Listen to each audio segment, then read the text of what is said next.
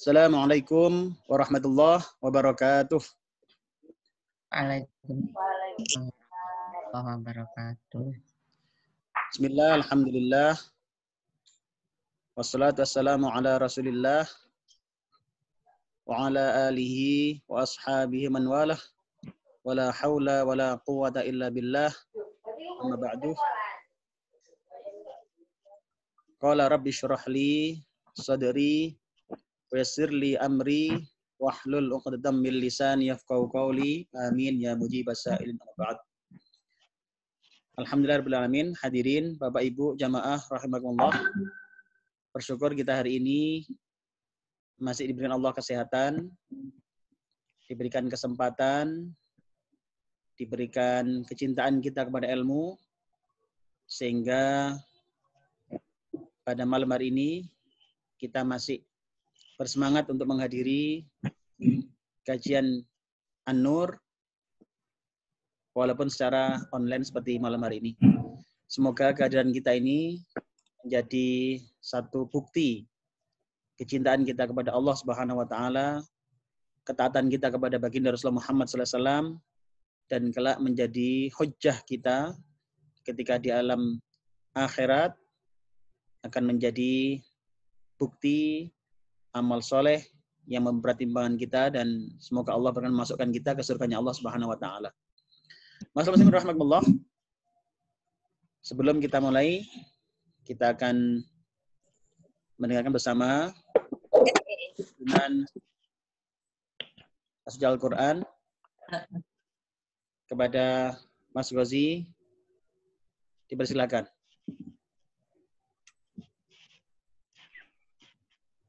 Cek. Assalamualaikum warahmatullahi wabarakatuh. Waalaikumsalam warahmatullahi wabarakatuh.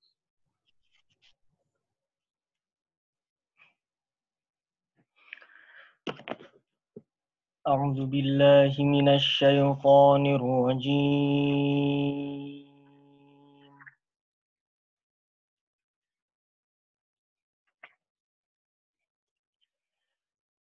Bismillahirrahmanirrahim.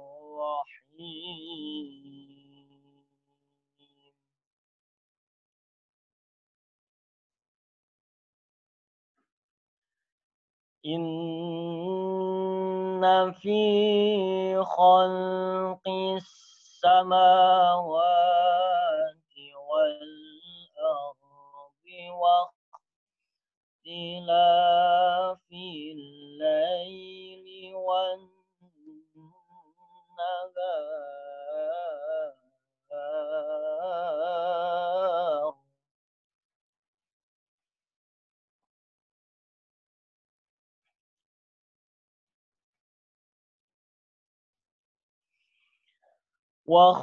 واختلاف الليل والنهار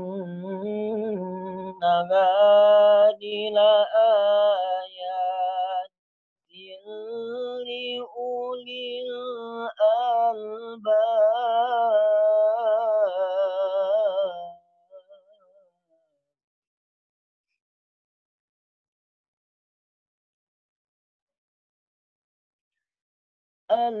الذين يذكرون الله قياما وقعودا وعلى جنوبهم ويتفكرون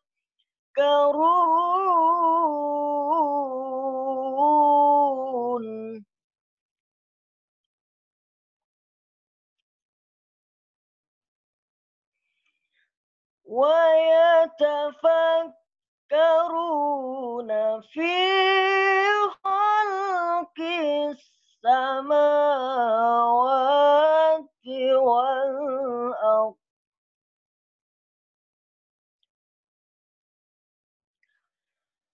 ربنا ما خلقت هذا باطلا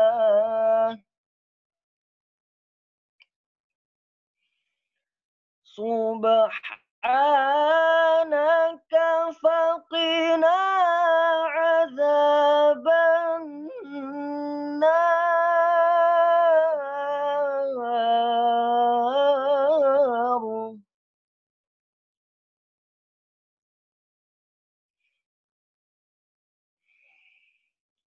ربنا إنك من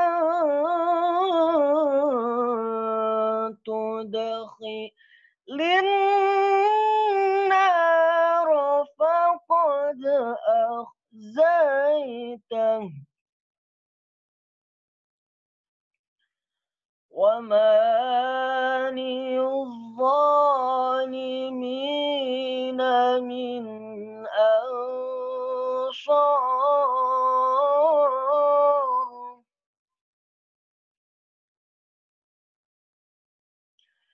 ربنا إننا سمعنا مناديا ينادي للإيمان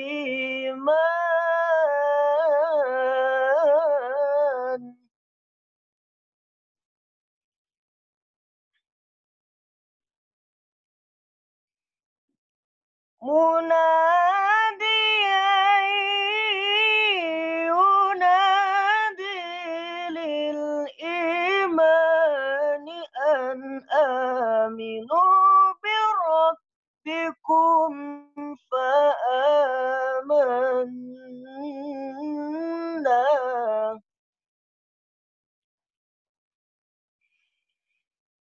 ربنا فاغفر لنا ذنوبنا وكفر عنا سيئاتنا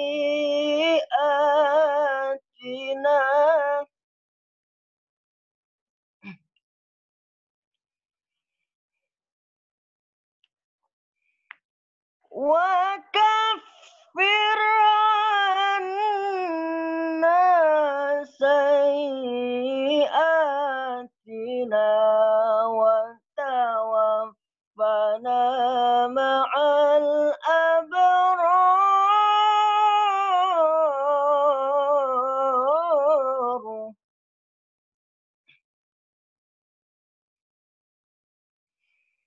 ربنا وآتنا ما وعدتنا على رسلك ولا تحزنا يوم القيامة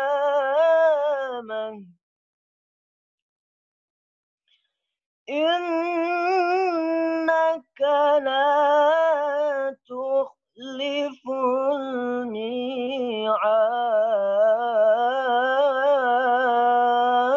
الميعاد إنك لا تخلف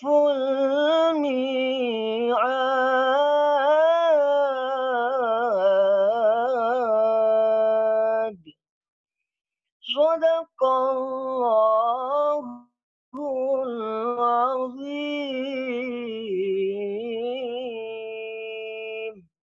Assalamualaikum warahmatullahi wabarakatuh. Waalaikumsalam warahmatullahi wabarakatuh. Matur nuwun Mas Gozi. Semoga ini menambah hikmah kita, menambah keberkahan kita dalam ngaji online pada malam hari ini. Masalah muslimin rahmatullah. Baik, mari kita lanjutkan tema ngaji kita. Kita masih dalam tema syirik besar. Syirik besar, macamnya, bahayanya, dan macam-macamnya. Sebagaimana kita ketahui bersama, syirik besar ini, para ulama menyatakan akan menjadikan seorang keluar dari agama Islam. Ya. Jadi ini adalah membedakan dengan syirik kecil yang kalau syirik kecil adalah jalan menuju syirik besar. Artinya jangan sepelekan syirik kecil karena juga akan menjadikan seorang sampai pada syirik besar. Dan syirik besar inilah yang hari ini kita bahas, yang harus kita antisipasi. Jangan sampai kita terkena dalam penyakitnya. Bismillahirrahmanirrahim. Sedikit kita mengulang pelajaran tema pekan lalu, yakni tentang bahayanya syirik. Ya. Ini bahaya syirik. Ini mengulang kembali sekilas sehingga kita semua, Bapak Ibu sekalian, semakin memahami bahayanya dan semakin bersemangat untuk menghindarinya. Ini adalah bahaya syirik yang Allah tunjukkan dalam Al-Quran. Yang pertama adalah syirik ini akan menjadikan rusak, ya, menghancurkan semua amal yang telah dikerjakan. Ya. Ini sebagaimana yang Allah firmankan dalam Al-Quran, surat Az-Zumar ayat 65. Ya. Jadi Allah berfirman, A'udzubillahi minasyaitonirrajim, walaqad uhiya ilaika wa ilal ladzina min qablik lain asyrakta la yahbatanna 'amaluka wa la takunanna minal khasirin. Ini Az-Zumar ayat 65. Shadaqallahul azim. Dan sungguh telah diwahyukan kepadamu dan kepada nabi-nabi yang sebelummu, sungguh jika engkau menyekutukan Allah, niscaya akan hapuslah amalmu. Dan tentulah engkau termasuk orang yang merugi. Ini bahaya kesyirikan, hadirin Bapak Ibu sekalian. Syirik ternyata tidak sekedar dosa biasa, tetapi akan menghapuskan amal-amal kita. Jadi amalan yang sudah lama dikerjakan, bertahun-tahun dikerjakan, mungkin puasanya, hajinya bahkan tiap tahun, umrohnya mungkin tiap 3 bulan, itu bisa hilang sama sekali, hancur sama sekali. Ya. Kapan? Jika ada kesyirikan. Ya. Makanya hati-hati dengan kesyirikan ini, karena akan menghapuskan amal-amal kita. Ya. Sedekah kita yang sudah mungkin jutaan atau mungkin ratusan juta, tiba-tiba bisa hilang. Ya. Rusak. Amalnya rusak semua. Ya. Na'udzubillah min dzalik. Jadi ini adalah bahaya yang pertama. Kemudian yang kedua adalah bahaya yang kedua, yakni syirik adalah dosa yang tidak terampuni. Ya. Dosa yang tidak terampuni. Ini sebagaimana Allah firmankan dalam Al-Quran, surat An-Nisa, surat keempat, ayat 116. Allah berfirman, A'udzubillahi minasyaitonirrajim. Innallaha la yaghfiru ayyushraka bihi wa yaghfiru ma duna dzalika liman yasha. Wa man yusyrik billahi faqad dhalla dhalalan ba'ida. Shadaqallahul azim. Sungguhnya Allah tidak akan mengampuni dosa syirik. Dosa karena menyekutukan Allah. Dan Dia mengampuni dosa selain itu bagi siapa yang Dia kehendaki. Barang siapa mensekutukan Allah, maka sungguh dia telah tersesat jauh sekali.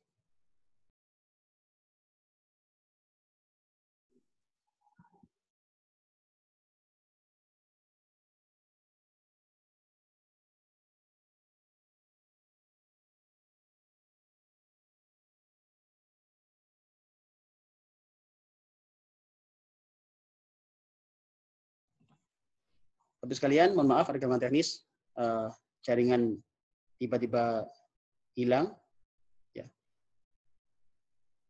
Memang kalau menggunakan teknologi itu kadang membuat mudah, kadang membuat sulit.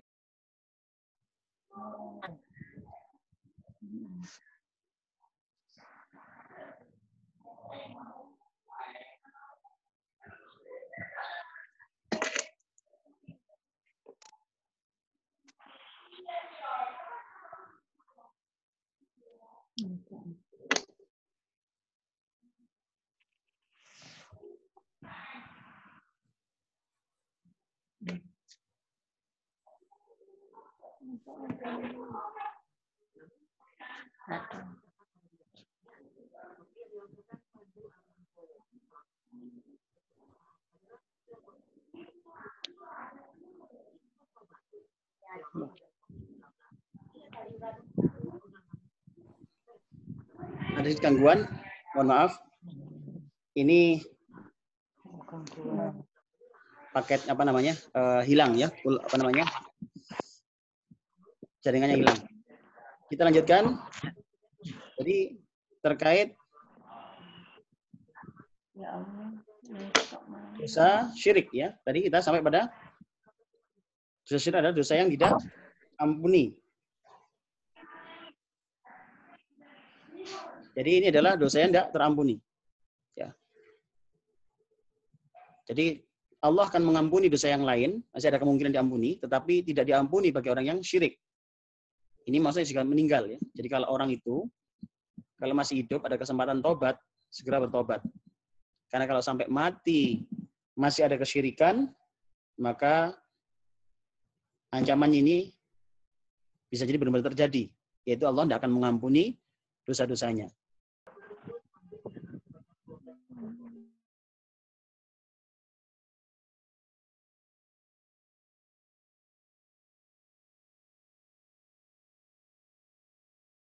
Lagi-lagi ada gangguan, mohon maaf. Baik, kita lanjutkan kembali. Ini tiba-tiba hilang jaringannya ya.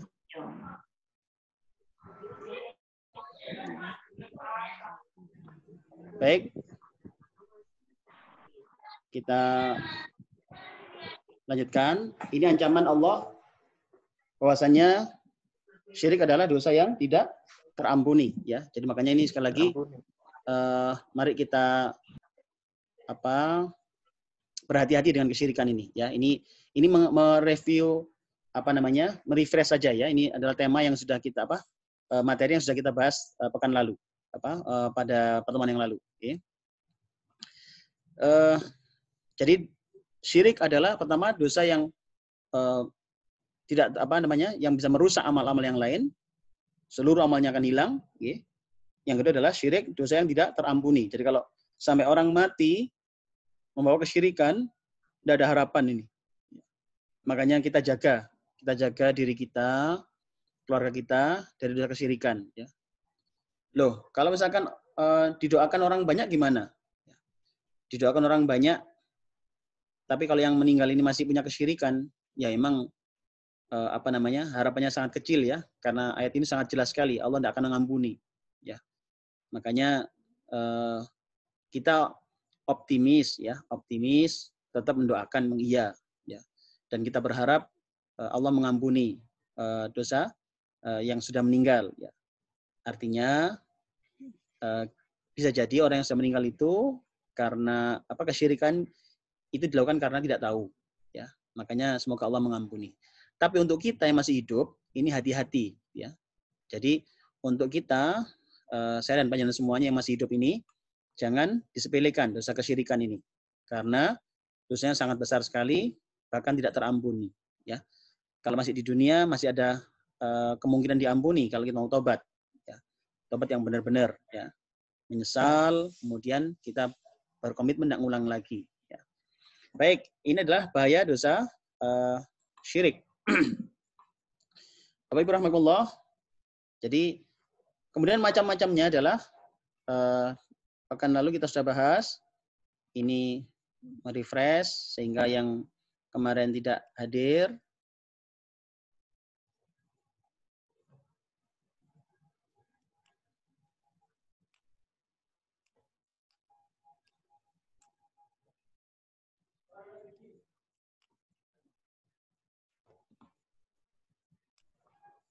Astagfirullah.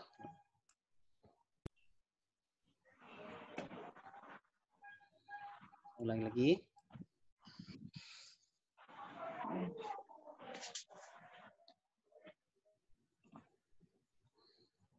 Nah, nih. Macam syirik besar, ya, macam-macamnya banyak ya, hadirin. Ini yang pekan lalu kita bahas, ya, yang pertemuan lalu kita bahas. Pertama adalah syirik dalam doa. Syirik dalam doa.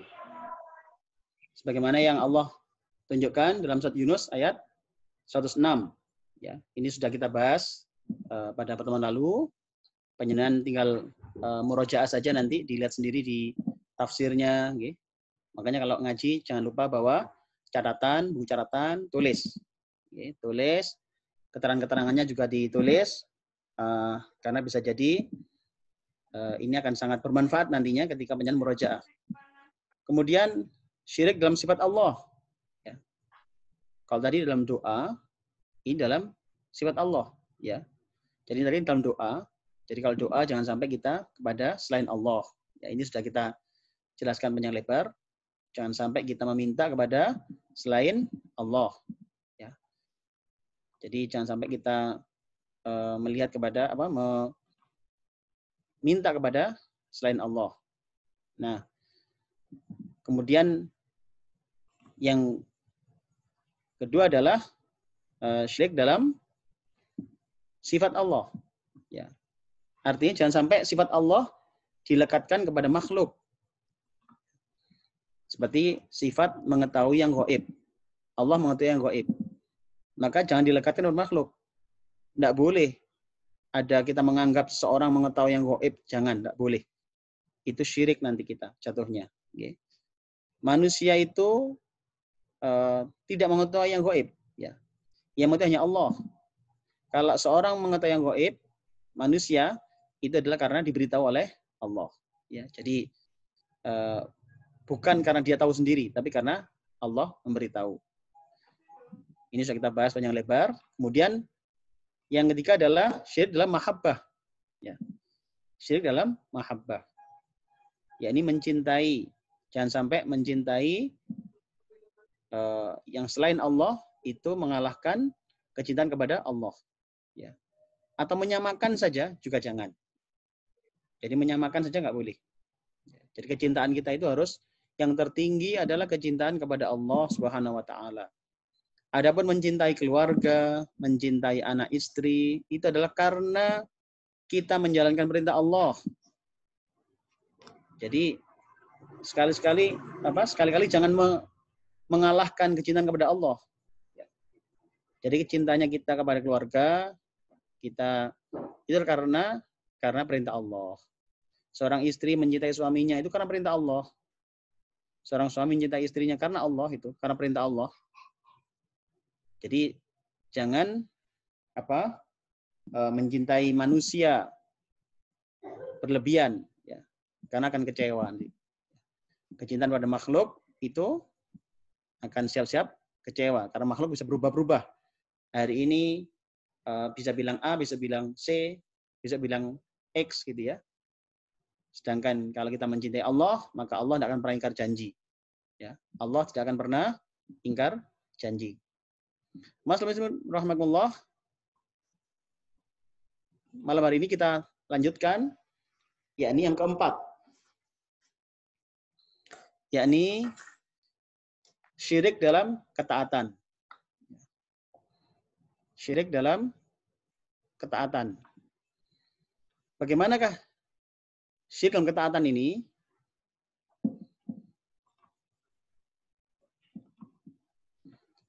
Allah menjelaskan dalam Al-Quran surat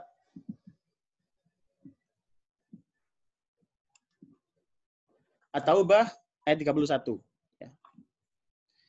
Silakan dibaca, Mas Gozi.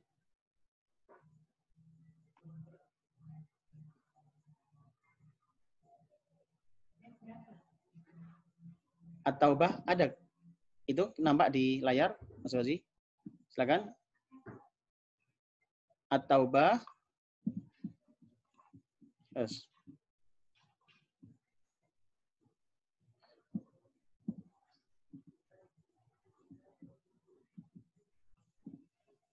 Nampak? At-Taubah ayat 31. Silakan dibaca. Ayat 31.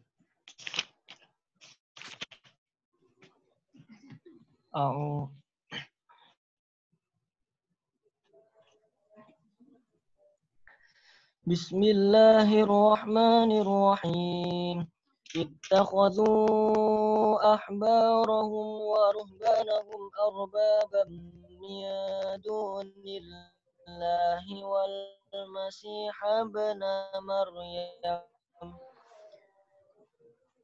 والمسيح ابن مريم لا ليعبدوا إلها واحدا لا إله إلا هو Subhanahu amma yushrikun. Shadaqallahul azim. Baik, terima kasih. Mereka menjadikan orang-orang alim. Mereka menjadi orang-orang alim dan rahib-rahibnya sebagai Tuhan selain Allah.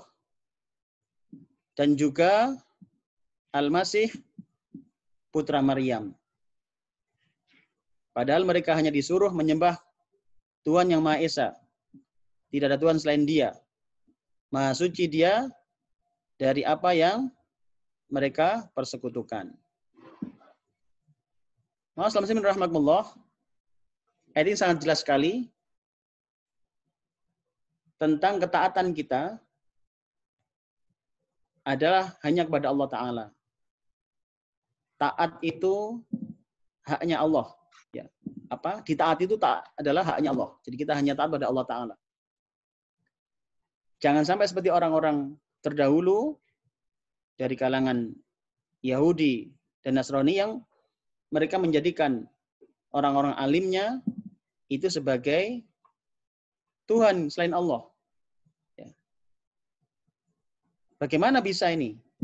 Seorang alim itu bisa menjadi dianggap sebagai Tuhan. Apakah mereka tidak menyembah pada Allah? Menyembah. Ya. Tapi ketaatan mereka kepada orang-orang alim di antara mereka ini melebihi kepada Allah.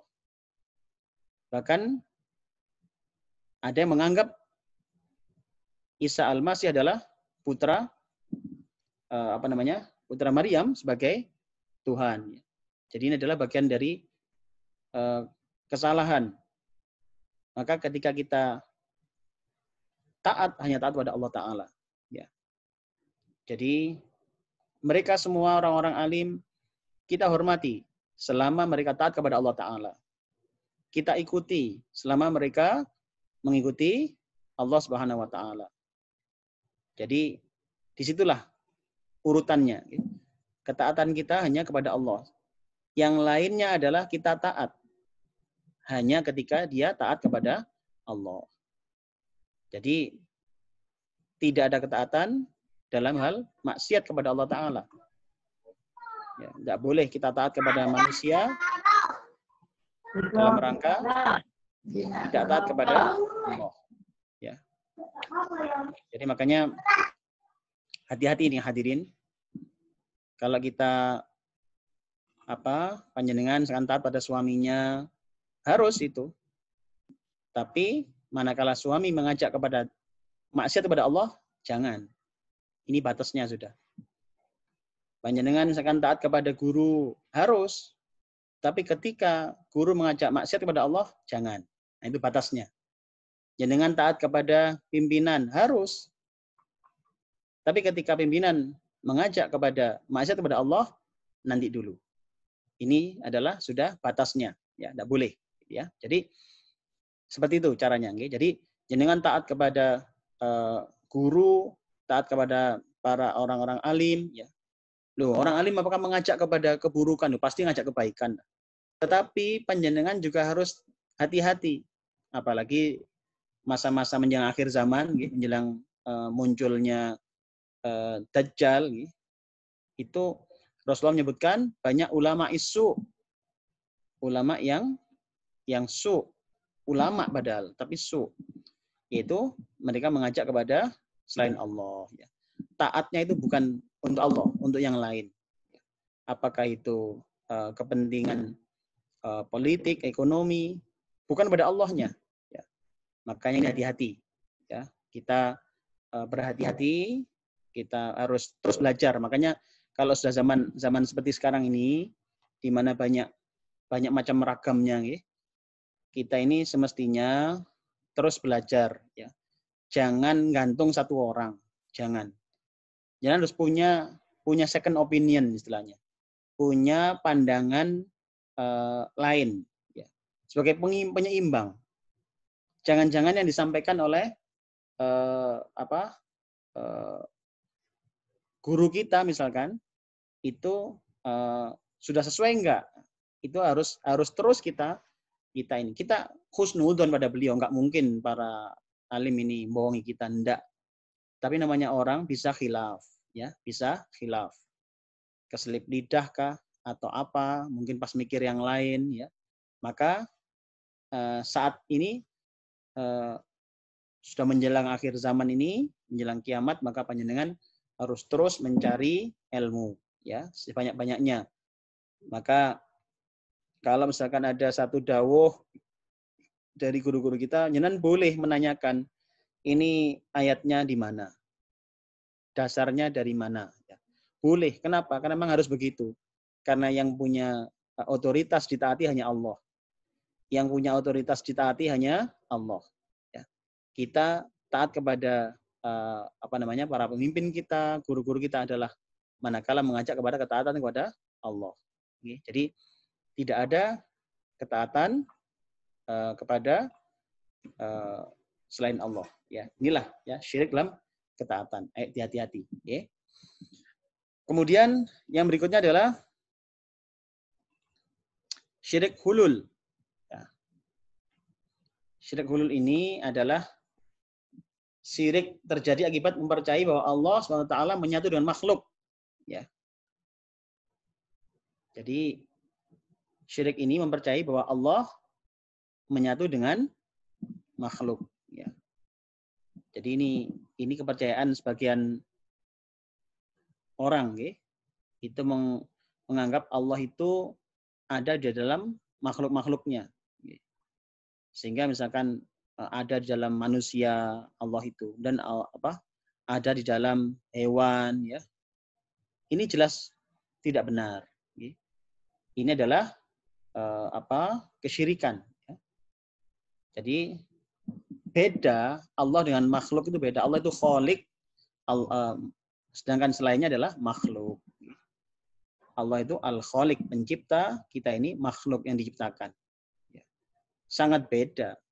Beda eksistensinya, beda bentuknya, beda semuanya beda. Tidak bisa disamakan. Perkara seorang itu berbuat karena itu adalah Allah yang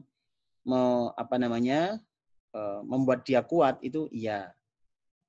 Misalkan jenengan berangkat ngaji, ngeten niki jenengan bisa ikut kajian ini, saya bisa di sini itu karena Allah menolong. Karena Allah menolong kita, menguatkan kita. Ya. Tapi tentu tidak berarti kemudian Allah ada dalam diri saya, enggak. Okay. Jadi ini beda. Okay. Jadi kalau kemudian ada mempercayai seperti ini, maka ini adalah kepercayaan yang batil, ya, yang salah. Ini kesyirikan besar, menjadikan seorang bisa keluar dari Islam. Ya. Makanya hati-hati, hati-hati ketika kita tadi menyamakan sifat tadi kan, syirik sifat juga sudah nggak boleh. Ini syirik hulul ini adalah manakala seseorang menganggap Allah menyatu dengan makhluk. Ya. Jadi ini perkara yang tidak kecil hadirin, karena banyak yang kemudian memiliki keyakinan yang aneh-aneh sekarang ini. Ya. Sekarang ini muncul lagi tambahan apa lagi ibadah yang dicampur-campur, dicampur-campur. Sholatnya itu mirip kayak orang Islam, ditambahi dengan kayak agama yang lain. Jadi sholat campur-campur. Ini sekarang model sudah banyak ragamnya. Kemudian sholat pakai dua bahasa, ya kan? ini kan sama ndak karu-karuan ya, ini akhir zaman sudah karu-karuan, jenengan hati-hati mawon nggih, hati-hati, ayo terus nantiasa berpegangan kepada napa dawuh-dawuh para ulama yang mereka senantiasa lurus apa mengikuti ajaran Allah dan Rasul-Nya. Jadi ikuti yang sumbernya jelas. Ikuti yang sumbernya jelas. Ibadah juga gitu. Ibadah karena ibadah adalah bagian dari penghambaan pada Allah, itu pastikan ibadah yang kita lakukan adalah ibadah yang SK-nya jelas. Ini sering saya sampaikan. Ibadah yang SK-nya jelas. Ya. Jangan ibadah yang nggak jelas SK-nya. Kenapa? Karena yang miliki pahala itu Allah. Yang punya surga itu Allah. Nah, kalau nggak jelas SK-nya, siapa yang gaji? Siapa yang ngasih pahala nanti? Seperti sering saya contohkan, kalau panjenengan misalkan kedatangan orang, ya, ada orang datang di tempat panjenengan, orang itu datang tiba-tiba dia bersih-bersih rumah jenengan, membersihkan rumah panjenengan, membersihkan kamar mandi, bersihkan mobil, semua dibersihkan sama dia. Setelah itu tiba-tiba selesai dia minta bayaran ke panjenengan, minta bayaran. Jadi dia datang tiba-tiba tanpa diundang, kemudian bersih-bersih, kemudian minta bayaran ke panjenengan. Kira-kira apa komentarnya dengan? Respon jenengan kan pasti pertanyaannya, yang nyuruh kamu sopo, gitu ya. Sing ngongkon sampean sopo. Kok minta bayaran, kan? Ini kan kurang lebih sama lah begitu nanti. Gitu. Makanya kalau kemudian Allah sudah jelas mana perintah-perintahnya, mana ibadah-ibadah yang harus dilakukan, kemudian terus ada yang nambah-nambah, nanti di akhirat kira-kira begitulah komentarnya. Semen sing ngongkon sopo biyen, kok sekarang minta pahala, gitu ya. Makanya ini ayo kita perhatikan. Loh, salat mawon kalau panjenengan menjalankan yang SK-nya jelas, itu waktu sudah sangat cukup. Jenengan sudah hampir tidak punya waktu untuk buat yang lain. Jadi sholat saja yang SK-nya sudah jelas-jelas ini, jelas-jelas itu adalah dari Allah melalui Rasulullah dengan hadis-hadis yang sahih, itu saja yang jalankan sholat yang jelas-jelas SK-nya aja itu waktu sudah habis jenengan. Contoh nih, misalkan jenengan bangun tidur jam 3. Apa amalan yang SK-nya jelas? Sholat tahajud, ya kan? Allah berfirman, "Wa minal laili fatahajjat bihi nafilatan lak. Asa ayyab'atsaka rabbuka maqaman mahmuda." Sadaqallahul azim. Jelas sudah. Tahajud. Berapa jumlah rakaat tahajud? Rasulullah mencontohkan 11. 8 dan tambah 3. Kemudian setelah itu jenengan sudah masuk waktu subuh. Kan? Subuh salat qobliyah subuh. Habis qobliyah subuh ini pahalanya besar sekali. Orang yang qobliyah subuh itu pahalanya salat fajar, ya, itu khairum minad dunya wa ma fiha. Itu lebih baik daripada dunia dan seisinya. Ya.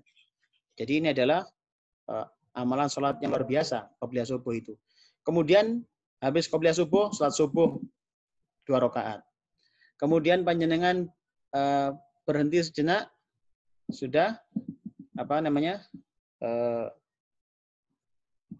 ganti amalan yang lebih bagus lagi. Jadi artinya ini adalah sholat sunnah ini kita lakukan yang sudah jelas SK-nya itu sudah cukup, waktu sudah habis, ya. Jadi habis sholat subuh nanti kemudian ada isyraq, ya kan? Habis isyraq berhenti sejenak, sholat duha.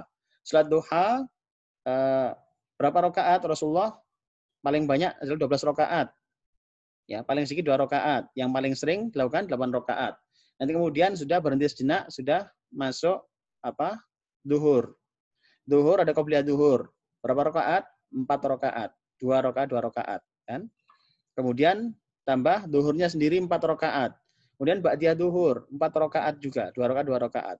Kemudian istirahat sejenak sudah masuk asar. Asar ada qobliyah, asar 2 rakaat. Kemudian asar sendiri 4 rakaat. Istirahat sebentar sudah masuk maghrib. Habis maghrib, ba'diyah maghrib. Kan? Kemudian ada apa namanya? Dan begitu seterusnya. Ini sudah habis sudah. Jadi nggak perlu ngarang, nggak perlu ngarang apa? Sholat model baru, nggak usah. Lakukan yang wajib, yang sudah jelas-jelas dasarnya saja, itu sudah habis waktu penjenengan. Maka lakukan amalan yang jelas SK-nya. Itu istilah saya begitu. Jadi ini kenapa? Karena pahala itu akan ada di situ. Ya. Jenengan bekerja pasti harus jelas SK-nya. Kalau nggak ada SK-nya kan nggak bisa kajian, kan? Kira-kira begitulah gambarannya. Oke. Makanya pastikan diri kita ketika beramal adalah benar-benar jelas sumbernya, gitu ya. Nggak boleh ngarang-ngarang sendiri, karena pahala itu yang berhak adalah berhak memberi hanya Allah. Balik kita ke tema tadi, syirik hulul ini.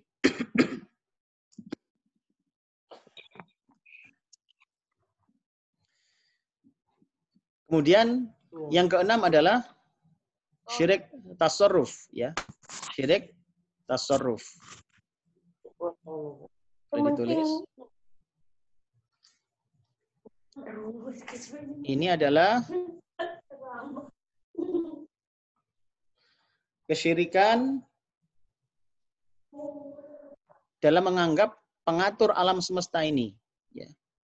Kesyirikan karena menganggap ada pihak lain yang mengatur alam semesta ini. Oke. Silakan dibaca Mas Ghazi. Surat Yunus ayat 31.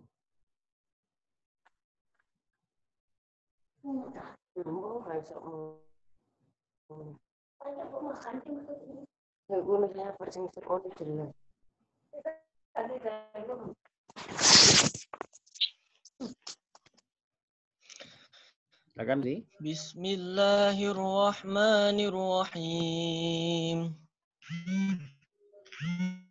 Qul man yarzuqukum minas samai wal ardi amman yamliku as-sam'a wal absar wa man yukhrijul hayya minal mayyiti wa yukhrijul mayyita minal hayyi wa man yudabbirul amr fasayaquluna Allah faqul afala tattaqun Shadaqallahul azim. Surah Al-Qadim. Terima kasih. Katakanlah Muhammad, siapakah yang memberi rizki? Ya. Siapakah yang memberi rizki kepadamu? Ya. Dari langit dan bumi. Atau siapakah yang kuasa menciptakan pendengaran dan penglihatan? Dan siapakah yang mengeluarkan yang hidup dari yang mati, dan yang mengeluarkan yang mati dari yang hidup? Dan siapakah yang mengatur segala urusan? Maka mereka akan menjawab Allah. Hadirin, dalam urusan-urusan mengatur rizki, mengatur kehidupan, maka jangan sampai kita menganggap ada pihak lain yang ngurus kehidupan kita selain Allah. Ini bisa jadi syirik. Misalkan kita menganggap ada pihak yang ikut ngatur jalannya matahari ini. Ada pihak yang ikut mengatur hidup mati seseorang. Tidak boleh, hanya Allah saja. Ya. Jadi yang menciptakan penglihatan, pendengaran itu hanya Allah. Ya. Jadi makanya ini bisa jadi kesyirikan ya. Kalau menganggap rizki itu ada pihak selain Allah yang mengatur. Ya. Jadi kalau kita menganggap demikian, maka adalah bagian dari kesyirikan besar. Ya. Syirik tasarruf ini. Ya. Makanya hati-hati hadirin. Kita jangan sampai menganggap ada yang ngatur bumi ini, ada yang ngatur selain Allah. Ya. Oh ini bumi ini ternyata ada pihak yang memutar. Bintang-bintang ada yang entah bentuknya itu manusia ataukah jin. Jangan. Semuanya adalah Allah. Ya, Allah. Lalu perkara Allah itu ngutus para malaikat untuk membagi rizki apa itu urusan Allah ya, bukan urusan kita. Tapi yang berhak mengatur dan memang yang maha mengatur hanya Allah. Yang lain itu adalah kehendak Allah. Allah titipkan rezeki kita melalui atasan kita. Allah titipkan rezeki kita melalui customer kita. Itu adalah kehendak Allah. Jadi bukan dia yang memberikan rezeki pada kita, bukan. Allah memberikan rezeki melalui atasan kita, customer kita, dan seterusnya begitu. Jadi ini adalah kesyirikan dalam tasarruf. Ya, hati-hati. Ya. Yang ngatur segala urusan hanya Allah. Ya. Jadi ayat ini sangat jelas. Ya. Yang ngurusi semuanya adalah Allah. Ya. Makanya hati-hati jangan sampai kita beranggapan. Ya. Jadi ada orang yang mengatakan ini hujan dan tidak ini yang ngatur adalah wali misalkan. Oh, enggak boleh. Enggak boleh anggap begitu, enggak boleh. Ya. Jadi hujan apa enggak hujan ini bukan diatur manusia, gitu. Apakah setingkat nabi sekalipun enggak, ini yang ngatur adalah Allah. Gitu. Jadi perputaran matahari, rizki dan semuanya ini adalah Allah yang mengatur, ya. Jadi ini hubungan dan itikad ya, dan keyakinan kita. Hati-hati jangan menganggap ada manusia yang bisa ngatur ini ngatur itu.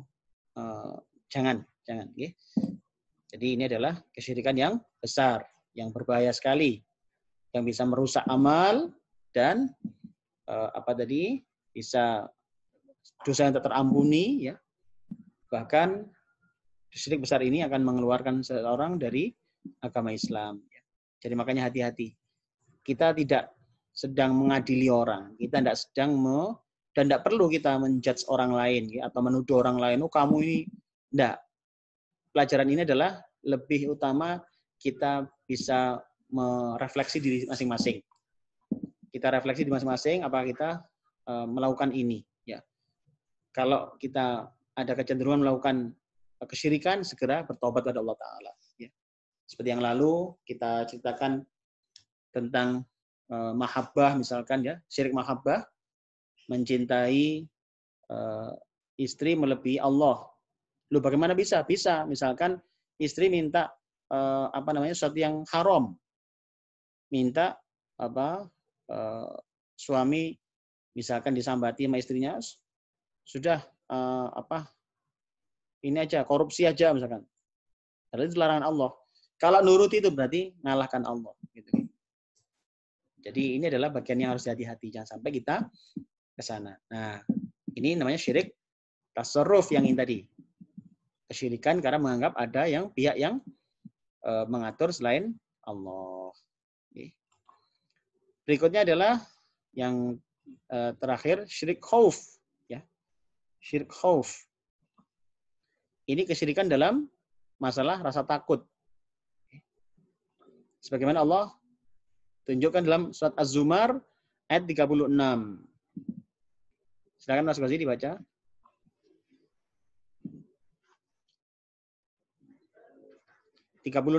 Az-Zumar ayat 36.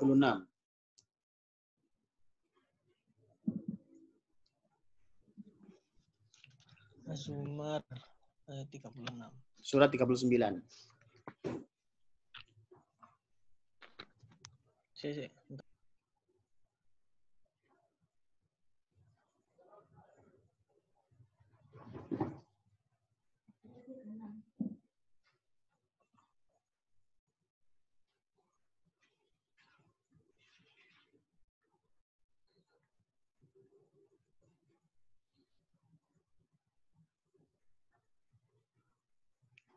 ayo Mas. أعوذ بالله من الشيطان الرجيم أليس الله بكاف عبده ويخوفونك بالذين من دونه ومن يضلل الله فما له من هاد صدق الله العظيم. Sadaqallahul azim. Bukankah Allah yang mencukupi hambanya? Mereka menakut-nakutimu dengan sembahan yang selain Dia. Barang siapa dibiarkan sesat oleh Allah, maka tidak seorang pun yang dapat memberi petunjuk kepadanya. Surat Az-Zumar, surat ke-39, ayat 36. Hadirin rahimakumullah, Allah yang mencukupi kebutuhan kita.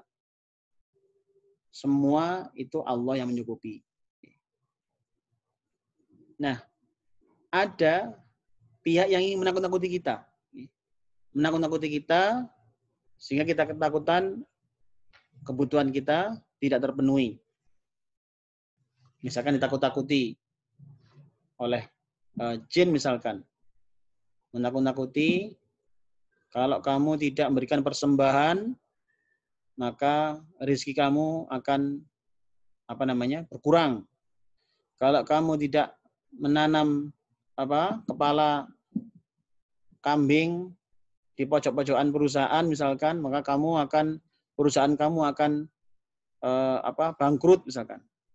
Ini menakut-nakuti hadirin. Dan Allah sudah menunjukkan ini. Ya. Maka jangan takut. Yang mencukupi kita itu Allah. Bukan makhluk-makhluk ini, bukan. Tidak ada apa-apanya. Mereka semua ini makhluk sama dengan kita. Jadi yang mencukupi adalah Allah. Ya, makanya jangan melakukan kesyirikan. Jangan takut melebihi takutnya kepada Allah. Ya. Jadi karena takut ini memang bagian dari celah. Jadi kita ditakut-takuti agar kita tunduk kepada makhluk-makhluk ini. Makanya kita berikhtiar terus, ya, tidak ada takut lain kecuali hanya pada Allah. Loh, takut misalkan seorang takut kepada hewan buas misalkan, atau kalau ibu-ibu misalkan takut pada kucing misalkan, ya itu manusiawi, tapi jangan berlebihan. Ya, jangan berlebihan. Misalkan tidak berani sholat gara-gara ada kucing, misalkan itu kan berlebihan. Akhirnya nggak sholat, ya kan? Tidak berani sholat karena ada hantu. Akhirnya nggak sembahyang. Jangan. Tidak apa-apa. Bahkan seandainya misalkan kita meninggal dirampok atau apa ketika kita beribadah, insya Allah mati syahid. Ya. Jadi, nah kalau sekarang ini kita takut karena corona bagaimana? Ya. Ini bukan takut, ya.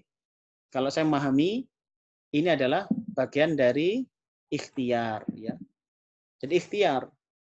Jadi seorang berikhtiar agar tidak tertular penyakit corona. Ya.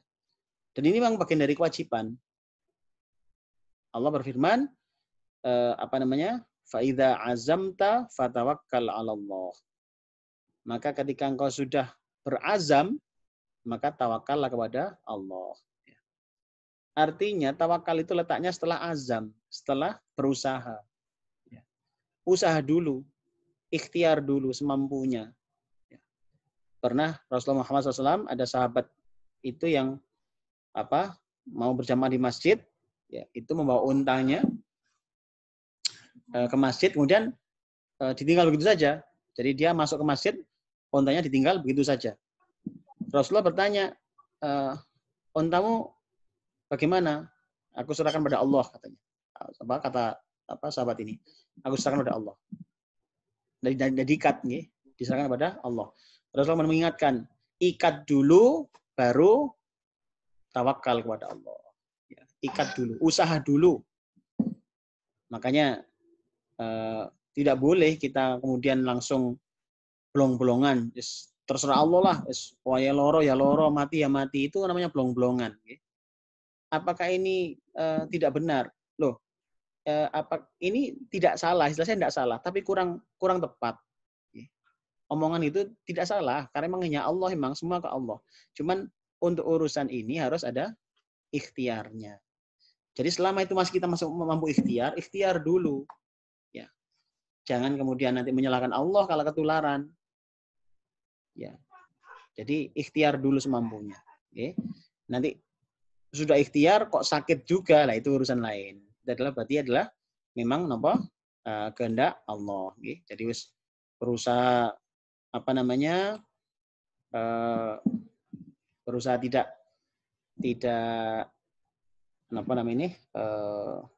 berdekatan, ya, tidak bersalaman, sakit juga ya sudah. Itu adalah bagian dari takdir Allah. Baik, hadirin Allah, sampai di sini. Silakan, saya persilakan ada pertanyaan. Jadi ini adalah kita sedang membahas tentang syirik-syirik besar. Syirik besar ini yang bisa mengancam seseorang keluar dari Islam. Makanya hati-hati dengan dosa syirik, ya. Yang ancamannya adalah tidak terampuni dosa-dosanya, ya, dosa yang nggak terampunkan syirik ini, plus merusak seluruh amal-amal yang lain. Ya. Baik, silakan ada yang ingin disampaikan, yang ditanyakan, kami silakan dihidupkan mic-nya untuk menyampaikan pertanyaan. Silakan. Baik, Bu Wawan, silakan mau tanya, silakan monggo. Saya. Halo, bisa ditangkap suara saya? Oh, Bu Eli dulu. Ya, silakan. Monggo Bu Eli, monggo silakan. Boleh perkenalan dulu, Bu. Assalamualaikum warahmatullahi wabarakatuh. Waalaikumsalam warahmatullahi wabarakatuh. Saya mungkin ya anggota yang baru menyusul kemarin belum mengikuti. Oh, inggih. Alhamdulillah. Hal ini membuka pintu untuk belajar, khususnya saya, untuk menambah ilmu, ya. Saya ucapkan terima kasih. Nggih, alhamdulillah. Boleh kenalan Bu, ini tinggal di mana Ibu? Di Surabaya apa di Sidoarjo, Bu? Saya tinggal di Kecamatan Gedangan, oh, Gedangan. Desa Ketajen. Oh, Ketajen. Ya, Ketajen. Ya, saya kakaknya Bu Yuniar Maulidah. Oh, alhamdulillah. Ya, kemarin Bu Yuniar ikut, sekarang ikut juga namanya tadi ya. Sekarang nambah Bu Eli. Alhamdulillah. Ya, saya diberitahu ya. Baik. Mudah-mudahan bisa berlanjut, Ustaz. Amin, amin. Nggih. Insyaallah. Salam untuk keluarga. Nggih. Monggo silakan monggo. Ya.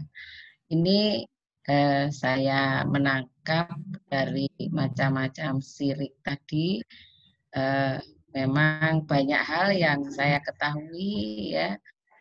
Semoga juga saya merasa dulu itu ada karena belum memahami hal ini sehingga terbawa kadang lingkungan. Memang dulu ya.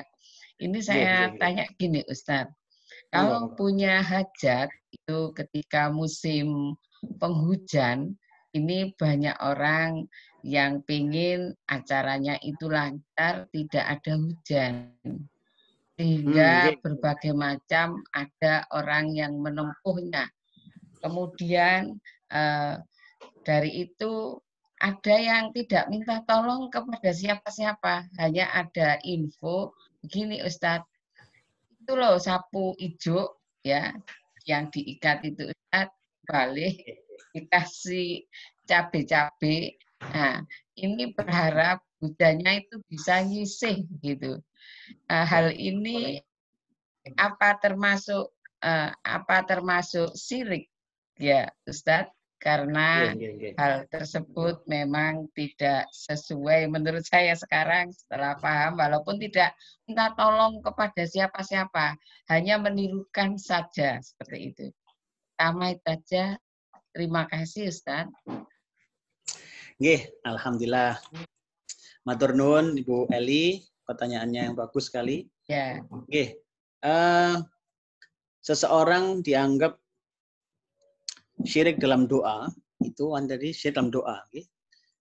Dianggap syirik dalam doa itu jika meminta kepada selain Allah. Ya. Jadi minta kepada selain Allah. Padahal minta harus hanya kepada Allah. Sebagaimana sabda Nabi, fa'idha sa'alta fas'alillah. Jika engkau meminta, minta pada Allah. Wa idza sta'anta fasta'in billah. Dan jika engkau minta pertolongan, mintalah hanya pada Allah. Kenapa? Karena jelas yang berkuasa hanya Allah. Hujan itu milik Allah. Langit ini milik Allah. Planet-planet besar ini milik Allah. Semua milik Allah. Maka logis sekali kalau kita minta hanya kepada Allah. Kalau minta pada makhluk, itu lemah, sama lemahnya. Kita ini lemah, makhluk yang lain juga sama lemahnya. Karena nggak punya apa-apa. Kita ini kan nggak punya apa-apa. Hakikatnya kan nggak punya apa-apa. Kita ini kalau diminta Allah kapanpun itu ya nyerah saja. Umur ini juga, hidup ini juga bukan milik kita loh. Bukan milik kita. Saya sering mencontohkan ada kerabat itu yang meninggal usia yang sangat muda. Padahal itu masih sehat-sehatnya, masih sukses-suksesnya, toh meninggal juga. Kita mendoakan semoga Allah mengampuni dosa beliau. Tetapi ini jadi contoh, jadi bukti bahwa memang itu bukan milik kita. Loh seandainya meninggal ini kadek taren, istilah kalau kadek taren.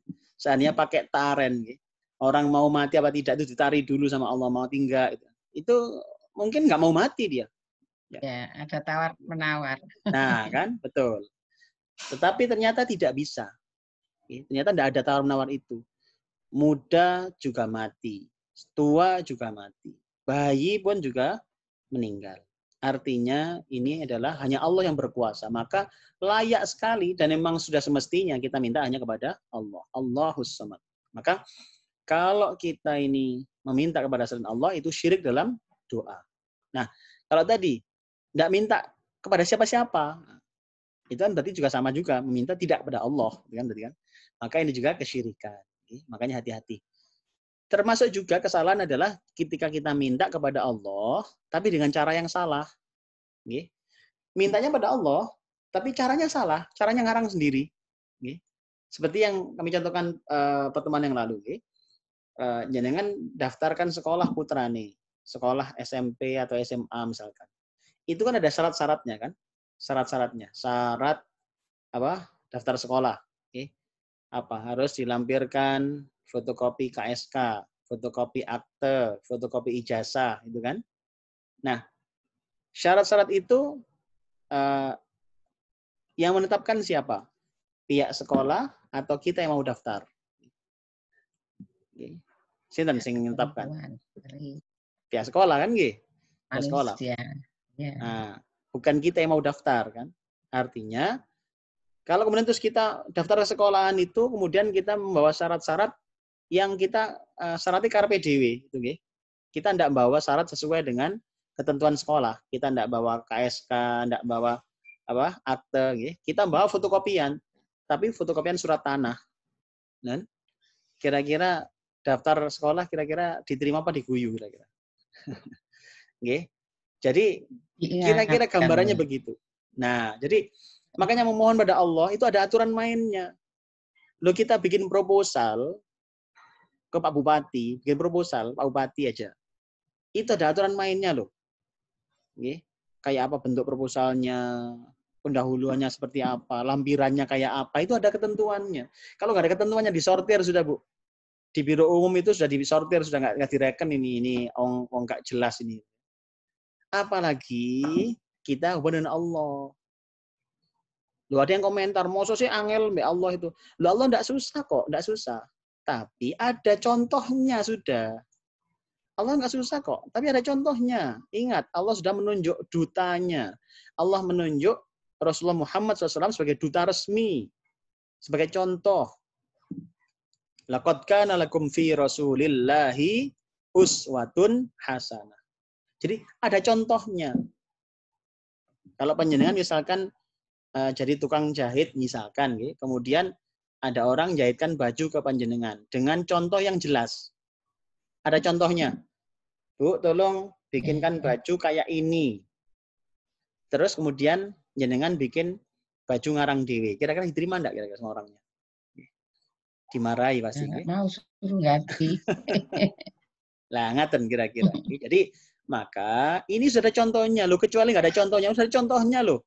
Kanjeng Nabi itu sudah kasih contoh, sudah lengkap bahkan. Makanya sampai ketika haji wada itu kan, haji perpisahan Rasulullah itu kan al-yauma akmaltu lakum dinakum. Hari ini aku sempurnakan agamamu. Wa atmamtu alaikum ni'mati, dan aku juga sempurnakan nikmatku kepadamu. Artinya itu agama Islam itu lengkap, Bu. Mulai sebelum lahir sampai mati itu sudah ada aturannya semua. Orang hamil itu aturannya kayak apa? Puasanya seperti apa? Kan ada aturannya, gitu. Lahir nanti ada aturannya, sampai mati juga ada aturannya. Itulah Islam. Ini lengkap sekali Islam ini. Bahkan sampai masuk kamar mandi ada aturannya. Coba dicari di agama lain nggak ada, selengkap itu. Bersin pun ada aturannya. Jadi saya punya kawan-kawan yang non Muslim ini sedang ngajak diskusi sama kita. Alhamdulillah, mereka menyatakan memang tidak ada. Di kamar mereka tidak ada, tidak selengkap yang ada di Islam. Sampai orang bersin, sampai orang, semua dibahas dalam Islam. Ini luar biasa. Makanya agama yang sempurna. Tidak perlu ngarang sendiri. Misalkan sampai kepingin punya gawe, kepingin tidak hujan, ada caranya? Ada caranya. Dan ada. Makanya belajar terus. Ada, semua ada dalam Al-Quran sudah jelas sekali itu. Bagaimana agar permintaan kita dijawab oleh Allah Subhanahu wa Ta'ala. Baik. Seperti itu Ibu Eli. Jelas, makanya tobat. Kita kalau sudah pernah begitu, tobat, karena itu adalah nyerempet kesyirikan. Baik. Mudah-mudahan masih ada waktu untuk bertobat dan Allah mengampuni dosa kita. Sami-sami. Monggo, yang lainnya tadi Bu Wawan mau tanya, Bu Wawan? Monggo, Bu Wawan mau tanya, silakan. Terima kasih Ustadz. Sebelumnya, Assalamualaikum warahmatullahi wabarakatuh. Waalaikumsalam warahmatullahi wabarakatuh. Monggo, sambil nyebutkan kenalan Bu Wawan, yang lain mungkin belum pernah tahu ini. Silakan. Insya Allah, saya mau memperkenalkan diri dulu. Saya berada di Magetan. Bapak Ibu jamaah semuanya yang sudah hadir, semoga menjadikan persaudaraan yang baik melalui majlis ini. Amin. Monggo kalau mau ke Magetan bisa mampir, Bu. Alhamdulillah. Terima kasih.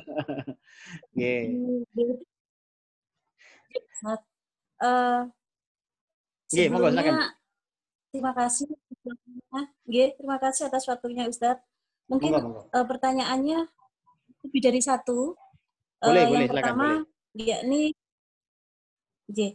yang pertama, yakni hampir sama tadi sama Ibu Junior, mungkin agak nyerempet sedikit.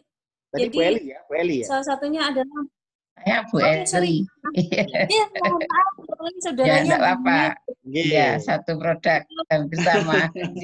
Bu Junior juga hadir kayaknya, iya.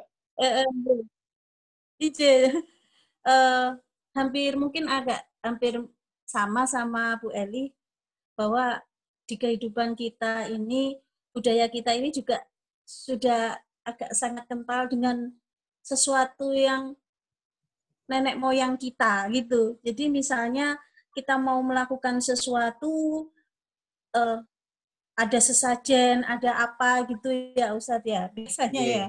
Ada misalnya ketupat aja, kita buat ketupat aja, terus habis itu digantung-gantung kayak gitu di sekeliling rumah seperti itu.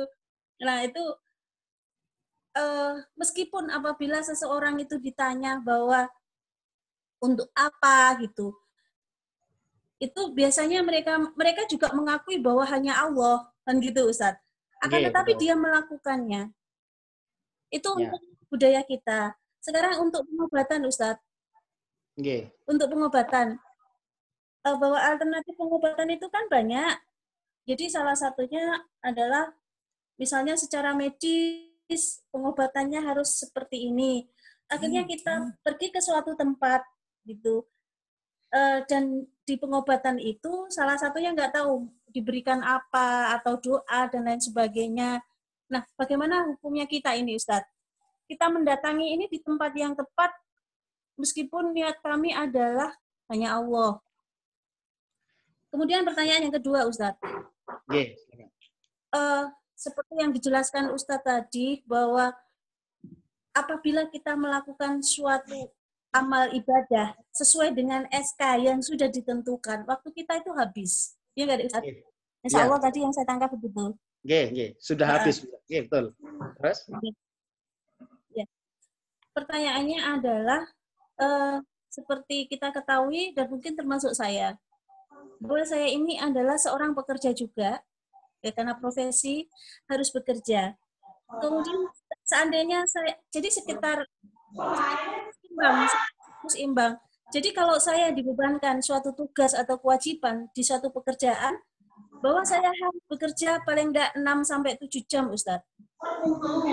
Dari amal ibadah saya, misalnya saya tartil Al-Quran, kemudian sholat sunnah, dan lain sebagainya,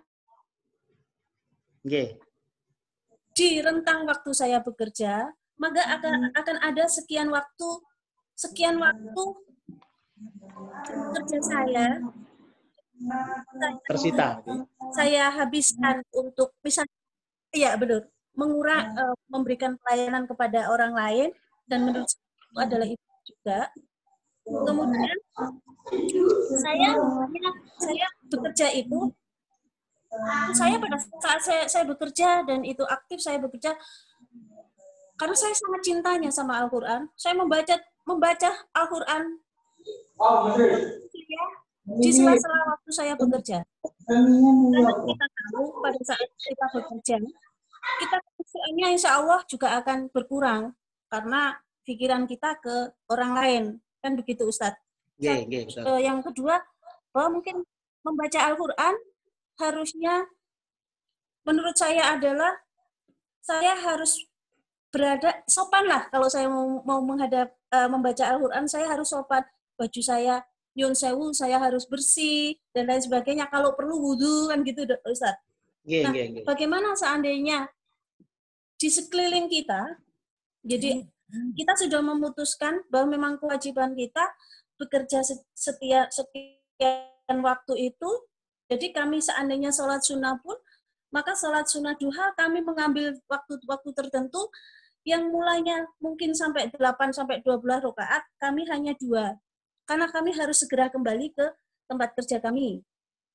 Kemudian membaca Al-Quran. Seandainya saya membaca Al-Quran, di sela-sela itu saya buka, saya tutup, saya buka, saya tutup. Padahal pada saat itu saya dalam keadaan mungkin tangan saya waktu itu kotor, hanya mencuci tangan saya kembali, kalau ada waktu selang saya membaca Al-Quran. Jadi ada konsentrasi dan waktu mungkin bagi saya kurang efektif. Akhirnya ada amalan-amalan lain yang kami lakukan. Misalnya kami beristighfar setiap saat tanpa diketahui, tanpa didengar oleh orang lain, misalnya di hati kami gitu. Yang saya tanyakan adalah pandangan Ustadz menurut SK yang seharusnya kami lakukan untuk jeda waktu 6-7 jam ini yang harus kami dedikasikan untuk pasien, bagaimana Ustadz? Ya, mungkin itu Ustadz pertanyaan. Terima kasih atas tanggapannya. Baik, terima kasih Bu Bidan. Assalamualaikum warahmatullahi wabarakatuh. Waalaikumsalam warahmatullahi wabarakatuh. Baik, terima kasih Bu Bidan. Sebelum saya jawab, mungkin saya nyapa dulu yang dari jauh ini, yang dari Boyolali ini hadir ini ya. Silakan. Mau bersuara? Silakan.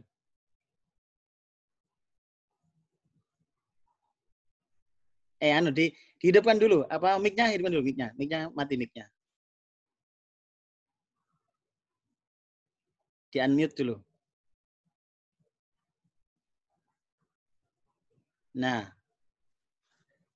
Gimana, mau menyampaikan sesuatu, Umi?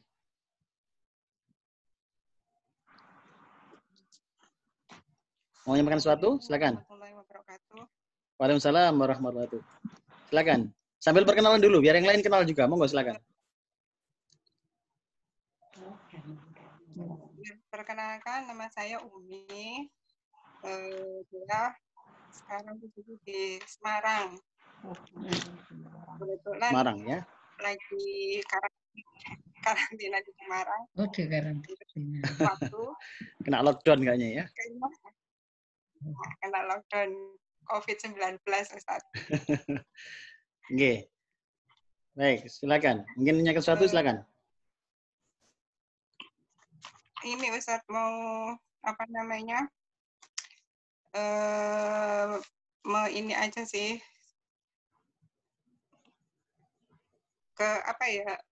Kegalauan yang saya rasakan selama ini kan saya terapi sama Ustadz Beni. Oh iya. Berikhtiar terapi ya Ustadz Beni. Mungkin udah agak lama. Secara mungkin kalau secara batin alhamdulillah udah jauh lebih tenang, jauh lebih baik lah daripada waktu-waktu sebelumnya. Yang mau saya tanyakan, apakah dengan ikhtiar saya yang sampai saat ini mungkin sama Allah masih belum diberikan, masih tertunda lah, mungkin masih ditunda sama Allah, mungkin saya masih harus bersabar dulu. Apakah itu juga bagian dari dosa saya yang belum terampuni? Mungkin ada dosa-dosa saya yang belum terampuni sehingga sampai saat ini Allah masih menunda ikhtiar saya, Ustaz. Mungkin itu dulu pertanyaan dari saya. Baik. Assalamualaikum warahmatullahi wabarakatuh. Waalaikumsalam warahmatullahi wabarakatuh. Oke, baik, matur nuwun. Mungkin satu lagi boleh saya nyapa yang dari Pondok Jati ini. Mau bersuara?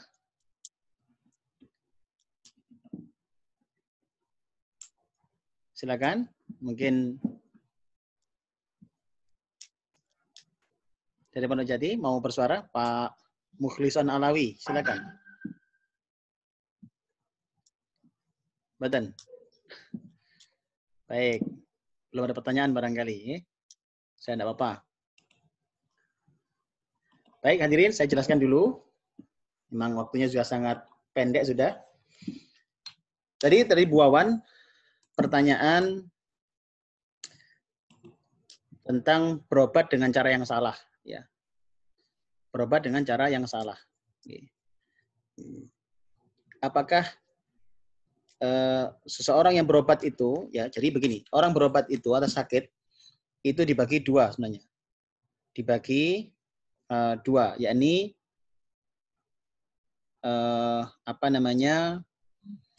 sakit yang pengobatannya itu adalah dengan cara ilmiah, ada yang non ilmiah, ya. Jadi ada yang ilmiah, ada yang non ilmiah, ya. Jadi ada dua jenis pengobatan itu. Ini pengobatan yang ilmiah yang bisa dipertanggungjawabkan secara ilmu, ya. Misalkan orang sakit kepala dikasih dengan anti nyeri yang mengandung metampiron atau antalgin atau parastamol yang ada efek untuk meredakan nyeri, maka ini kan secara ilmu sudah bisa dipertanggungjawabkan. Ya. Maka pengobatan ilmiah ini dibolehkan di Islam. Boleh. Dengan sakit di kaki, dipijeti misalkan, yang itu memang secara ilmiah itu memang bisa meredakan sakitnya, maka itu juga diperkenankan. Ya. Ada orang yang berobat, pengobatan itu ada yang kedua adalah yang non ilmiah. Nah, yang non ilmiah ini yang non ilmiah harus dengan dalil, ya. Karena yang tahu gaib hanya Allah. Ya. Harus jelas ini. Karena yang tahu gaib itu hanya Allah. Maka nggak bisa kita non ilmiah itu dengan kira-kira, nggak bisa. Ya. Harus jelas dalilnya. Misalkan pengobatan dengan air kencing unta misalkan. Itu kan memang ada dalilnya. Rasulullah pernah melakukan itu untuk seseorang yang sakit, ya. Nah, tentu harus diperhatikan sakitnya seperti apa yang saat itu diobati sehingga bisa ada kesamaan sebab, ya. Pengobatan yang non ilmiah itu tidak bisa ngarang sendiri, ya. Jadi makanya kalau kita melakukan pengobatan termasuk kategori non ilmiah, maka pastikan itu adalah berdasarkan sumber-sumber yang otentik, ya. Jadi kalau misalkan doa misalkan seperti kita ada ruqyah, ya, ini yang itu adalah sesuatu yang memang dicontohkan oleh baginda Rasul Muhammad SAW, ya. Jadi ada penyakit yang memang itu memang harus diruqyah. Contoh gangguan jin, ya. Insya Allah kapan-kapan kita tema itu kita bahas, ya. Itu harus dengan ruqyah. Kenapa? Karena memang tidak bisa dilacak dengan medis, nggak bisa, ya. Dilacak dengan obat-obatan juga nggak bisa, karena memang posisinya memang bukan fisiknya yang sakit, ya, tapi ada sesuatu makhluk lain yang masuk dalam diri seorang itu, ya. Jadi ini makanya di YouTube kami mungkin bisa dilihat nanti kalau memang masuk ke channel YouTube-nya An-Nur TV, ya, nanti ada penyebab sakit salah satunya adalah karena gangguan jin. Itu ada di situ, bisa didengarkan juga, mungkin bisa menambah pengetahuan kita, ya. Jadi sekali lagi itu harus ada sumbernya, ya. Kenapa dibacakan Al-Qur'an? Oh, ada contohnya Rasulullah melakukan itu, kan? Kenapa dengan daun bidara? Oh, karena memang itu termasuk yang direkomendasikan. Jadi jelas sumbernya. Jadi nggak boleh sesuatu yang nggak jelas, ya. Makanya hati-hati dengan pengobatan-pengobatan yang macam-macam, ya. Tanpa itu jelas doa dengan Al-Qur'an, bacaan Fatihah, nah itu kenapa tidak, ya. Tapi asalkan itu memang ada sumber-sumber yang bisa dipertanggungjawabkan. Insya Allah begitu, buat. Ya. Kemudian tadi yang kedua adalah ibadah versus dengan bekerja. Ya. Ibadah itu sebenarnya ada ibadah mahdhah, ada ibadah ghairu mahdhah. Ya. Ibadah mahdhah itu ibadah yang strict, ya, yang waktunya ditentukan, tata caranya ditentukan, kapannya, bagaimananya, semua ditentukan. Itu strict, ya. Itu terikat begitu. Itu ibadah mahdhah. Sholat misalkan, sholat ya harus begitu. Subuh harus 2 rakaat, zuhur 4 rakaat, maghrib 3 rakaat, dan seterusnya. Itu ibadah mahdhah. Puasa Ramadan, jenengan puasa harus bulan Ramadan. Waktunya mulai subuh sampai maghrib. Nah itu sudah ditentukan. Itu ibadah mahdhah. Nah, ada ibadah ghairu mahdhah, yaitu menolong orang. Nah, ini mungkin aktivitas Bu Wawan ini kan sebagai seorang tenaga kesehatan, seorang bidan, merawat pasiennya. Kalau itu diniatkan mengharapkan pahala dari Allah, itu luar biasa. Pahalanya luar biasa itu. Jadi jenengan mengantarkan kesembuhan seseorang, lebih-lebih lagi yang tambahkan ajarkan baca bismillah dulu, ajarkan tentang efek-efek dosa kepada penyakit, ya. Ini juga ada pembahasan ini di saluran YouTube kami, boleh nanti panjenengan subscribe semuanya ke sana. Kalau ada materi-materi baru bisa langsung mengetahui itu di channel An-Nur TV, ya. Nanti bisa di situ. Itu kita bahas juga tentang hubungan antara dosa dengan penyakit, ya. Jadi Al-Quran itu menjelaskan 1000 ayat lebih yang menjelaskan antara keberadaan apa yang kita lakukan hari ini dengan apa yang terjadi masa datang. Itu ada hubungannya. Makanya kalau kita ini berbuat baik akan dapat baik, guru dapat guru. Nah, itu juga pasien bisa kita ajarkan sehingga mereka bertobat dengan sungguh-sungguh, karena bisa jadi sakit ini adalah karena dosa-dosa beliau, ya. Nah, kita tidak sedang mengadili beliau dosa atau tidak, ya. Yang tahu adalah dia.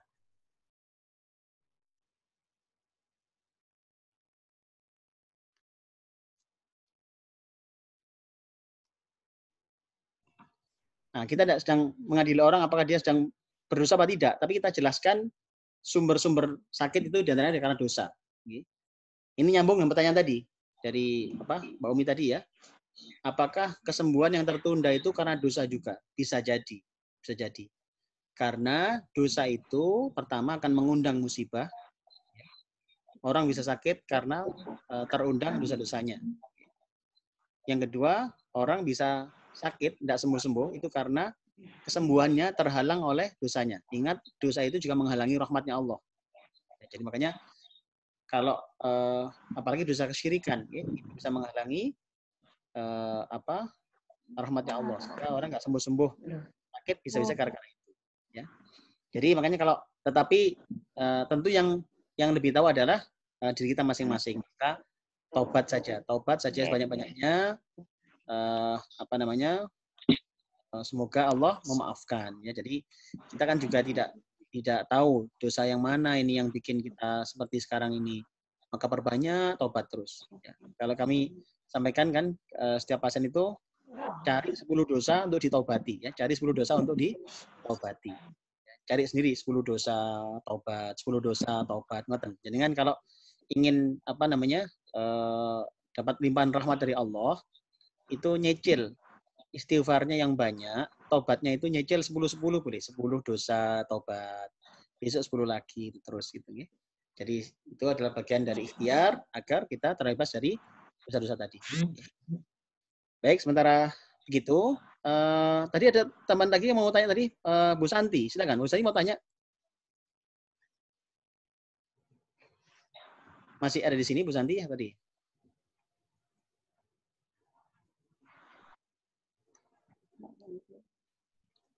Buatan Ustadz, kepencet tadi. Oh, kepencet. Oh, ngipun. Baik. Alhamdulillah bisa hadir ini, Santi, ya. Jadi alhamdulillah, mudah-mudahan bisa istiqomah nanti, nyambung terus, nggih. Baik. Mungkin terakhir sebelum ditutup dari grupnya Kebuan Sikap mau nyampaikan sesuatu atau Bu Yuniar mau nyampaikan sesuatu? Bisa satu, Mawon. Nggih, terima kasih. Assalamualaikum warahmatullahi wabarakatuh, Bapak Ibu, Bapak Ustadz. Biar tidak jadi berjalan, mohon maaf mungkin saya yang salah, kurang teliti menyimak kajian ini. Saya perhatikan dari PPT yang Ustadz sampaikan, itu semua macam-macam sirik besar, panjenengan tunjukkan dalilnya. Maaf, sekali lagi, mungkin ada yang salah, saya menyimak. Untuk sirik yang nomor 5, sirik hulul, ini sepertinya tadi di PPT tidak ada dalil yang menguatkan kategori sirik hulul itu. Sekali lagi mungkin saya yang salah menyimak atau ada gangguan.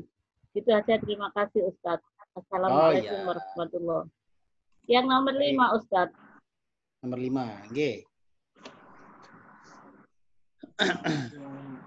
Oh ya, baik. Ya. Ini. Nah ini. Ya. Semua baik. Hampir ada dalilnya, ini enggak ada, ini bagaimana penjelasannya? Matur nuwun, Bu. Nggih. Ini dalilnya terutama adalah dalil akli yang dipakai di sini. Oh, bahwasanya ketika Allah itu Al-Khaliq dan yang makhluk itu tidak mungkin jadi satu. Artinya beda, eksistensinya beda. Kalau hulul ini menganggap Allah itu menyatu dengan makhluk. Jadi menganggap Allah itu ini kepercayaan sebagian pihak yang memang ada, ya, kenyataan di masyarakat kita itu menganggap Allah itu ada di dalam diri seseorang. Ya. Jadi ini berbahaya sekali, ya, karena ini sesungguhnya adalah kesyirikan. Jadi beda jelas. Jadi misalkan Allah menggerakkan saya untuk di sini, menggerakkan panjenengan di sana. Tapi kan tidak kemudian Allah ada di dalam diri kita. Ya, jadi ini yang kemudian kadang dibikin nggak jelas, ya, dibikin abu-abu sehingga seakan-akan Allah itu ada di dalam diri kucing, Allah di dalam diri anjing. Begitu ini kan subhanallah ya, ini penghinaan yang luar biasa. Jadi tidak, mereka itu makhluk. Perkara Allah berkuasa menggerakkan hambanya, berkuasa menggerakkan makhluknya, itu kuasaan Allah. Jadi seperti itu, Ibu. Jadi makanya kalau kaitan syirik hulu itu seperti itu, ya. Kalau di dalam apa namanya sumber dalil sebenarnya adalah lebih kepada dalil akli tadi ya. Keberadaan ini adalah tidak bisa dijadikan satu antara makhluk dan al-khaliq. Oke. Kalau begitu, Bu. Cukup jelas ya? Oke, terima kasih Ustaz. Enggak enak gitu loh, karena itu ada yang ini apa terlewatkan saya memahaminya. Oke, terima kasih. Baik. Oke, matur nuwun, Bu. Oke. Makanya ini perlu ditanyakan, betul. Baik, cukup sementara hadirin rahimakumullah, Bapak Ibu sekalian. Kita akhirnya sampai pada penghujung acara. Ada satu lagi sebenarnya insya Allah, tapi memang karena waktu, insya Allah yang satu ini masih akan kita sampaikan di pertemuan akan datang insya Allah. Jadi tentang syirik hakimiyah, ya, itu nanti akan kita lanjutkan. Ini adalah bagian dari syirik besar yang juga harus kita hindari, ya. Seperti apa syirik ini nanti akan kita sampaikan di masa di pertemuan sesi berikutnya insya Allah. Baik, alhamdulillah.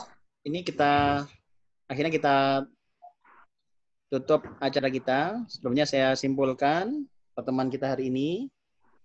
Kita membahas tentang kelanjutan tetap dalam tema yang sama, tema tentang syirik besar, ya, bahayanya dan macam-macamnya.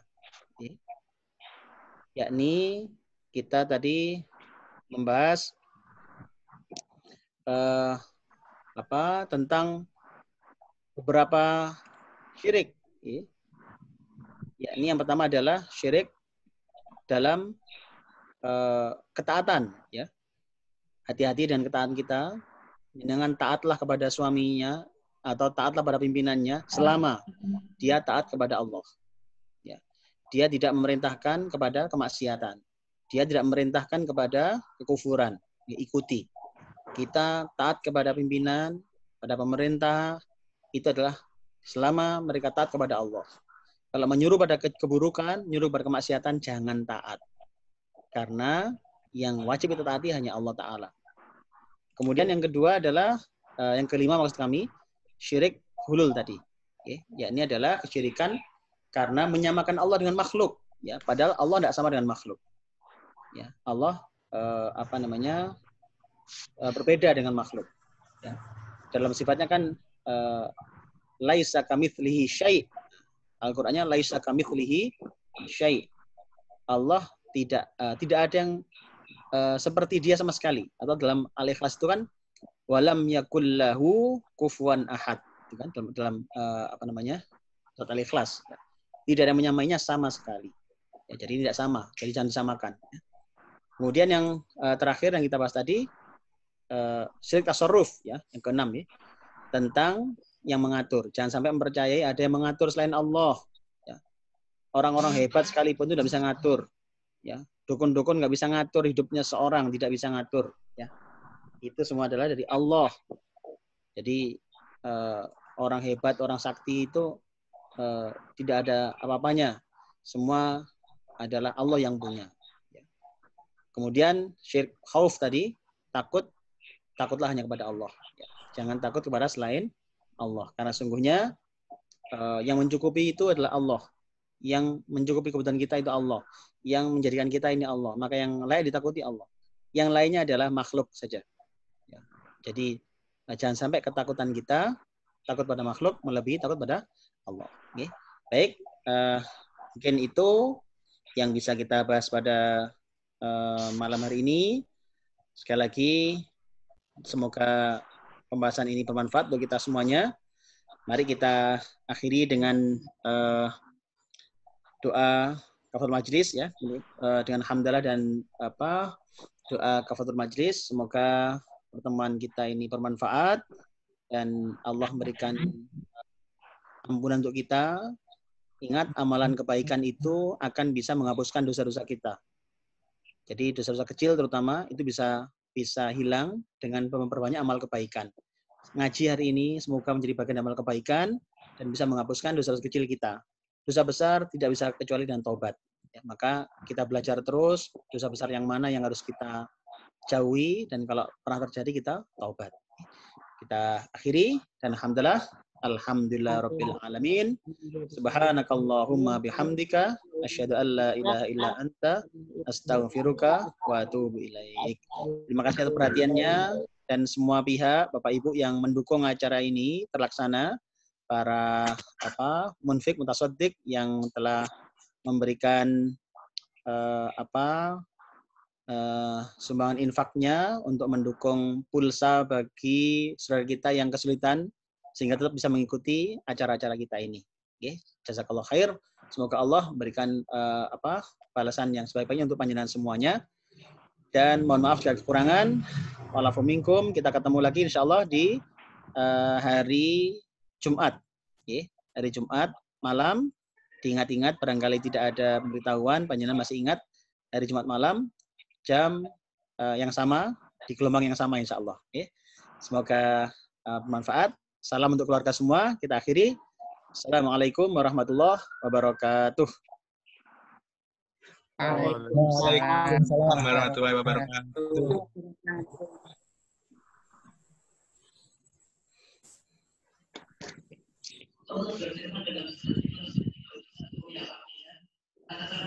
Siapakah yang memiliki rezeki kepadamu dari kamu atau siapakah yang kuasa menciptakan kebenaran dan kemuliaan, dan siapakah yang mengeluarkan yang hidup dari yang mati dan mengeluarkan yang mati dari yang hidup, dan siapakah yang mengatur segala urusan? Maka mereka akan menjawab, Allah. Maka katakanlah, mengapa kamu tidak bertakwa kepadanya? Siapa yang menciptakan bumi dan seisinya? Siapa yang menentukan bumi dan seisinya? Siapa yang menciptakan bumi dan seisinya? Yang menghidupkan bumi dan seisinya.